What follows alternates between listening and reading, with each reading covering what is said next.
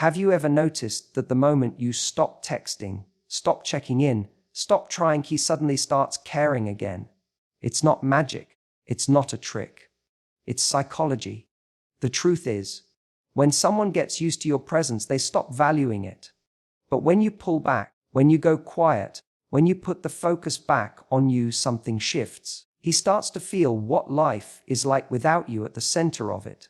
This isn't about playing games. It's about protecting your energy and showing someone that access to you is earned, not given for free. So let's talk about why ignoring him, not out of spite, but out of self-respect, is often what makes him finally wake up.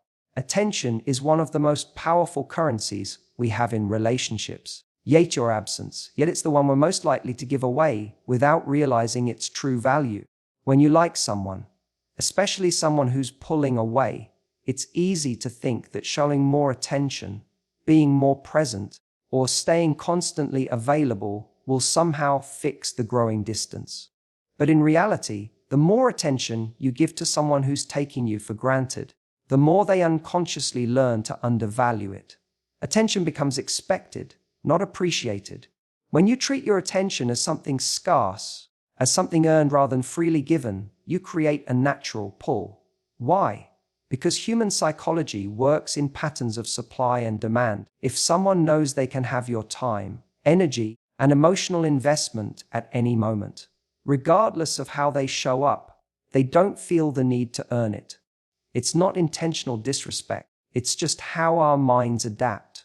The things we get without effort are the things we value the least. It's a survival instinct. We conserve our energy for what requires it. So, if your attention is always available, it stops feeling special. Now flip that scenario. Imagine instead of chasing, explaining, or pouring energy into someone who isn't giving the same in return, you pause. You shift your focus away from them and back onto yourself. You stop texting first. You stop being the one who keeps the conversation alive. You stop checking if they saw your story or liked your post. And when you do that, not out of bitterness, but out of clarity, something changes. That person feels the absence of your attention. They notice the silence where your presence used to be. And most importantly, they start to question what they had been taking for granted. When you remove your energy, you force them to reevaluate. Suddenly, you're not predictable. You're not emotionally accessible 247. They feel that shift. Maybe not right away. Maybe it takes a few days or even weeks. But eventually, the very attention they didn't value becomes the thing they crave. Because now, it's not guaranteed. It's not free. It's not endless. And in that scarcity, they begin to remember what made your presence so powerful in the first place. This doesn't mean you use silence as a weapon. It's not about manipulating someone into chasing you. It's about realizing that if someone isn't meeting you halfway, your attention is being wasted. And the way you reclaim your self-respect is by stepping back, not to punish them, but to honor yourself. To say, I'm not here to convince you to care. I'm here to protect my energy. This mindset can feel unnatural at first, especially if you're used to being the giver, the peacemaker, the one who keeps the connection alive. But often, the most powerful thing you can do is nothing. Let silence be your message. Let absence create curiosity. Let your decision to stop trying be the moment they start to notice what they've lost. Because people don't respond to words the way they respond to energy. And when your energy shifts, when your attention becomes something they have to earn again, they either step up or step out. Either way you win. Because your attention, when treated as valuable, becomes a mirror. It reflects what someone truly feels, what they're willing to do, and how much they're ready to invest. So the question isn't whether ignoring him will make him come running. The real question is, does he deserve to be in the presence of someone who knows the worth of their attention? And only your silence will tell you the answer.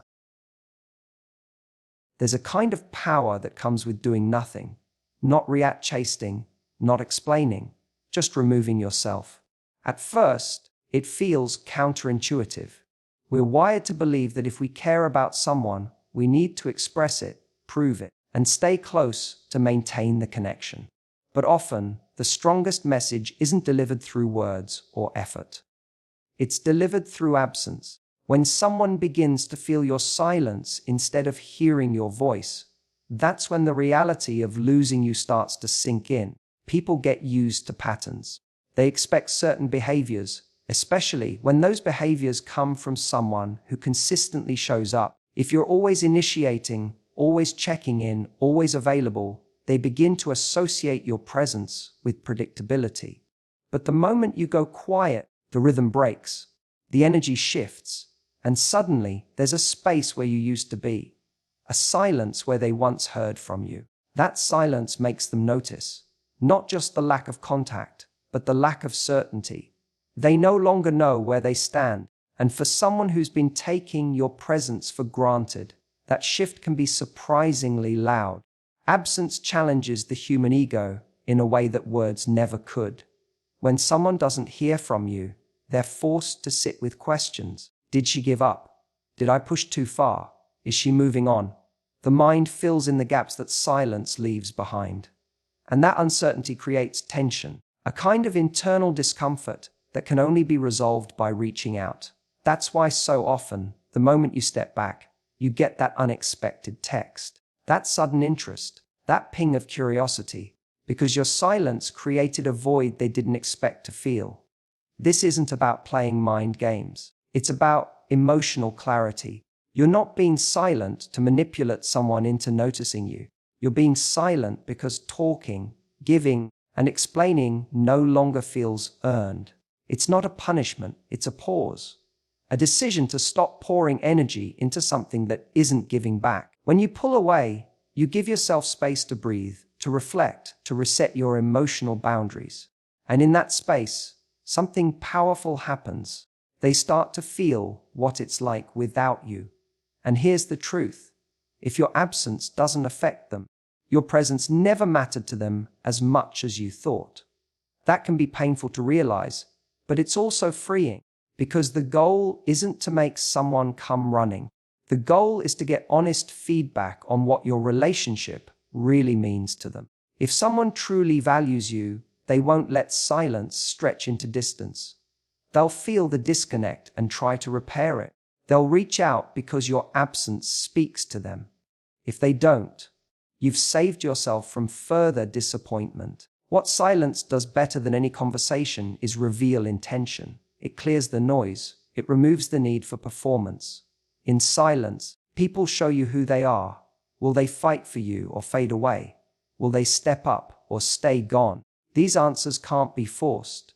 They have to come naturally, and they usually show up the moment you stop speaking and start listening to what their actions, or lack thereof, are really telling you. So the next time you feel the urge to explain your worth, to remind someone of what you bring to the table, consider stepping back instead. Let your absence do the talking. Let the silence create the contrast, and watch what they do with the space you leave behind. Because those who truly care will hear the silence loud and clear, and they'll come closer, not because you asked, but because they realized what they were missing. There's something magnetic about high-value behavior. It's not about looks, charm, or how clever your texts are. It's about how you carry yourself, the standards you live by, and the boundaries you set. When you choose to stop responding to someone who's not showing up for you, when you stop chasing, when you remove your emotional availability from someone who isn't matching your energy, that's high-value behavior. And whether they realize it consciously or not, people are deeply drawn to that kind of energy. Most people aren't attracted to someone who's always available, always accommodating, and always ready to please.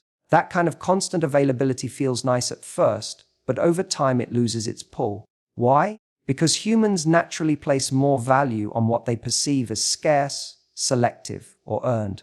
If your attention is constant, it becomes background noise. But when you begin to pull back, not in anger or out of manipulation, but because your self-worth demands it, you shift from being predictable to being powerful. High-value behavior is rooted in self-respect. You're not ignoring someone because you want to punish them. You're doing it because you refuse to continue investing in someone who isn't meeting you halfway.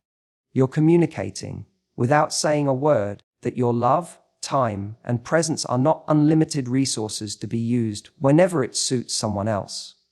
And when you show that kind of restraint, people take notice.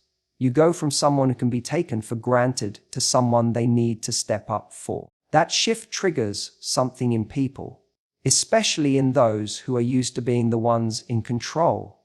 When you no longer act like you need them, when you stop placing them at the center of your emotional world, they begin to wonder why.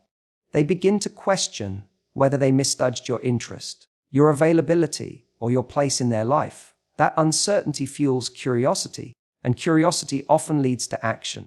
What's important to understand is that you don't have to prove your worth to anyone. The very act of walking away from what no longer serves you proves it more clearly than any explanation ever could. When you stop trying to fix things that someone else keeps breaking, you send a powerful message. I know what I bring and the weight of your absence, and I won't stay where it isn't appreciated. That message isn't loud, but it's unforgettable. People respond to high-value behavior because it forces them to rise to your level or get left behind. When you pull away, someone who genuinely values you will feel the shift and try to close the gap. Someone who was only there for the convenience will let the silence grow. And that's your answer. Either way, you don't lose. So when you stop calling, stop texting, stop showing up for someone who's giving you inconsistency, you're not being cold. You're being clear. You're no longer trying to convince anyone of your value. You're letting your absence speak for itself. And that's what high-value people do. They don't beg for attention. They create space for the right people to step forward. Because when you hold yourself to a higher standard, you invite others to do the same. And if they can't, you've already shown yourself that you're capable of walking away with grace, dignity, and strength. That's what makes people come back. Not the silence alone, but the confidence behind it. The quiet strength that says, I'm not here to chase. I'm here to be chosen. Every relationship teaches the other person how to treat us, whether we realize it or not. Through our actions, our responses, and what we choose to tolerate, we silently set the standard for how we expect to be treated. When you allow someone to disrespect your time, neglect your needs, or show up inconsistently without consequence, you're telling them, without words, that their behavior is acceptable. You're teaching them that you'll stay, no matter how little they give. That's not weakness, it's human nature to want connection, to hope things will improve. But it becomes a pattern, and that pattern becomes your standard. When someone knows they can treat you poorly and still have access to your attention, your energy, and your presence, they lose the incentive to change. Why would they? If there's no discomfort, there's no urgency. If they never feel the risk of losing you, they won't feel the need to step up. It's not always malicious. Often, it's unconscious. People operate within the limits we allow them to. And the longer we let things slide, the more permanent those dynamics become. Pulling away isn't about revenge. It's about recalibration. It's about recognizing that your presence in someone's life is a privilege, not a given. The moment you remove yourself from a dynamic that doesn't serve you, everything changes. You stop reinforcing the idea that bad behavior is tolerable. You stop teaching them that you'll stay, no matter what. Instead, you begin to teach them something far more valuable. That access to you must be earned through consistency, respect, and real effort. This doesn't mean you cut people off at the first sign of conflict. Relationships require grace and patience. But there's a difference between forgiving someone who slips up and repeatedly tolerating behavior that drains you. There's a difference between compassion and self-abandonment. When you find yourself constantly explaining your worth or trying to get someone to meet you halfway, you have to ask yourself, what am I teaching them by staying? Sometimes the most powerful shift happens when you simply stop showing up for the role they've come to expect. You stop being the emotional caretaker. You stop being the one who always smooths things over. You stop accepting crumbs. That absence, your withdrawal of energy, forces them to feel the cost of their actions. It creates contrast. They begin to realize what your presence was really worth, because now it's gone. Now it's uncertain. Now they have to work to regain what they once took for granted. And if they truly value you, they will rise to meet your standard. Not because you begged them to, but because they want to. Because your change in behavior made them confront the reality that they could lose you. That's when real change begins. When someone chooses to grow, not because you pleaded, but because your absence created the space for reflection. If they don't change, you haven't lost anything.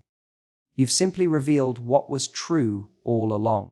And instead of teaching them that you'll always accept less, you've taught yourself that you deserve more. That lesson is everything. It's not about playing hard to get. It's about being honest with yourself about what you want and refusing to accept anything less than mutual effort and respect. In the end, how you allow someone to treat you becomes the blueprint for how they will. And if you want that blueprint to reflect love, respect, and reciprocity, it has to start with what you no longer tolerate. That's when things shift, not just in them, but in you. There comes a point in any relationship where you have to ask yourself a simple but powerful question. Am I acting like the prize? Or am I acting like I need to be chosen? The difference is subtle, but it changes everything. When you begin to place someone else's attention, validation, or affection above your own self-worth, you lose your balance. You shift from being confident and grounded to being reactive and dependent. And the moment that shift happens, the dynamic of the relationship tilts. You start chasing instead of attracting. You start proving instead of receiving. And often, you don't even realize it's happening. Reclaiming that balance means stepping back and putting the focus back on yourself. It means recognizing that you are not someone waiting to be picked.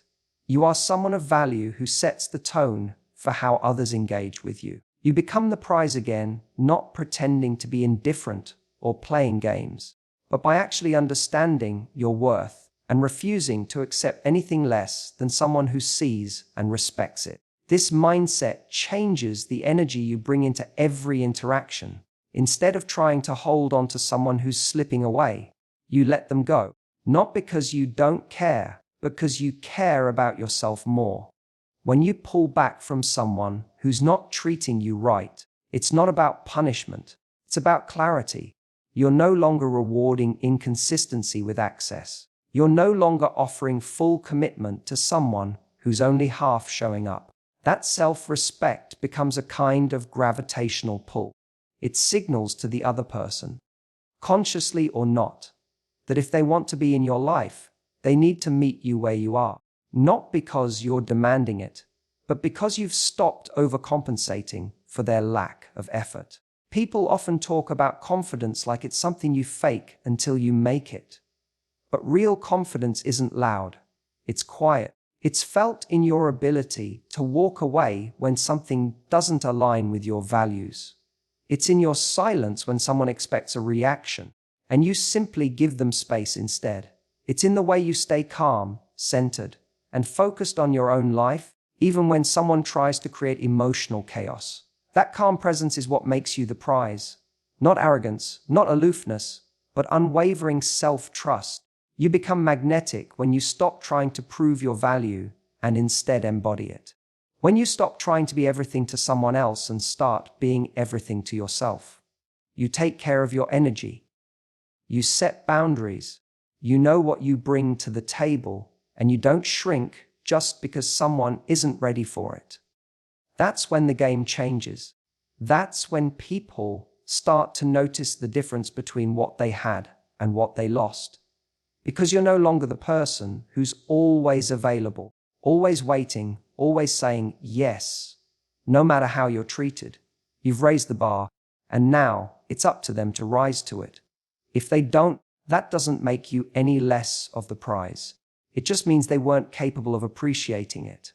And in knowing that, you win. You don't lose by walking away from someone who couldn't meet your standards.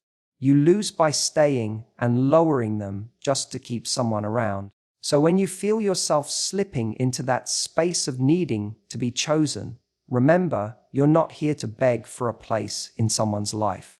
You're here to live your life so fully that the right people want to be part of it. Because the moment you act like the prize again, the people who are meant for you will start treating you like one. Choosing to ignore someone isn't always about creating distance. It's often about reclaiming power. But the key difference lies in your intent. If you're pulling away just to provoke a reaction, to make someone chase you, or to play a role in a strategy, it becomes a game. And while it may get you short-term results, it rarely builds something meaningful. However, if you choose to step back because you realize you've been giving too much to someone who isn't giving enough, that shift is no longer about them. It's about you. That's not manipulation. That's self-respect. There's a fine line between silence used as a tactic and silence used as a boundary. One is rooted in fear, the fear of losing them, the fear of not being seen, of not being enough. The other is rooted in strength, the strength to stop pouring energy into something one-sided, the strength to stop making excuses for behavior that doesn't feel good, and the strength to choose yourself even when it's hard. Ignoring someone because they've stopped showing up for you isn't petty. It's protective. It's how you signal, without saying a word, that you're no longer available for emotional laziness. You don't owe anyone unlimited access to you. When someone stops showing effort, respect, or emotional consistency, you have every right to pause and reassess what you're giving.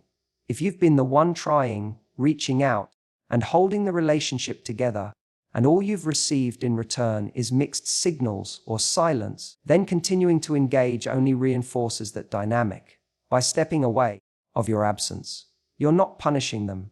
You're removing yourself from a pattern that's hurting you. You're choosing not to keep investing in someone who isn't investing back. That is power. The most misunderstood part of ignoring someone is that it often gets labeled as cold, heartless, or cruel. But in truth, silence is sometimes the most compassionate response you can give yourself. You're choosing peace over confusion. You're choosing clarity over chaos. You're no longer explaining your worth or begging someone to treat you the way you deserve. You're simply walking away from a conversation that became one-sided a long time ago. That silence says, I've said enough. I've done enough. Now it's on you. When you do this not with bitterness, but with calm resolve, it becomes one of the most attractive forms of strength. There's something incredibly powerful about someone who knows they could say more, do more, or fight harder. But instead, they choose to do less. They choose to protect their energy. They choose to go quiet. That kind of emotional discipline doesn't go unnoticed. In fact, it often says more than any message ever could. And for the person on the receiving end, it creates a mirror. They're left to sit with their choices, their behavior, and the absence they created. Sometimes they come back, sometimes they don't. But the outcome is no longer the goal. The real win is that you acted in alignment with your value. You chose silence not to manipulate, but to heal. You stepped back not to teach them a lesson, but to finally learn yours. That staying connected to someone who makes you question your worth is never worth the emotional cost. And once you truly understand that, everything changes. You no longer chase clarity from someone else. You find it within yourself. You no longer need validation from someone who couldn't see you. You validate your own experience by walking away. That's not a game. That's growth. To wrap it all up, the power of stepping back, of choosing silence and self-respect over chasing and explaining, is about reclaiming your emotional freedom. It's about knowing your worth so deeply that you no longer settle for less than you deserve. Ignoring someone, not out of spite, but out of strength, is not about manipulation. It's about setting boundaries and honoring yourself.